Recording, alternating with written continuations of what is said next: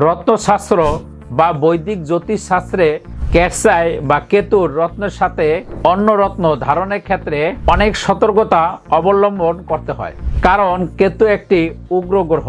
এর সাথে বন্ধু বা শত্রুর গ্রহের রত্ন সমন্বয় না বুঝে পড়লে বিপদ হতে পারে। প্রথমত হলো ক্যাটসাই ও নীলা। ক্যাটসাই ও নীলা একসাথে পড়া সম্ভব। জ্যোতিষশাস্ত্রে শনি ও কেতুকে একে অপরের বন্ধু বা সমগোত্র মনে করা হয়, তাই ক্যাটসাই এবং নীলা চাইলে একসাথে ধারণ করতে পারবেন।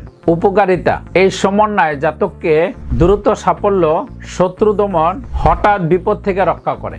বিশেষ করে যারা আধ্যাত্মিক সাধনা বা গবেষণামূলক কাজ করে তাদের জন্য এটি দারুণ কার্যকর। তবে সতর্কতা রয়েছে, উভয় রত্ন খুবই শক্তিশালী, তাই এই দুটি রত্ন একসাথে ধারণ করার আগে অবশ্যই জন্মছকে শনি ও কেতুর অবস্থান যাচাই করতে হবে।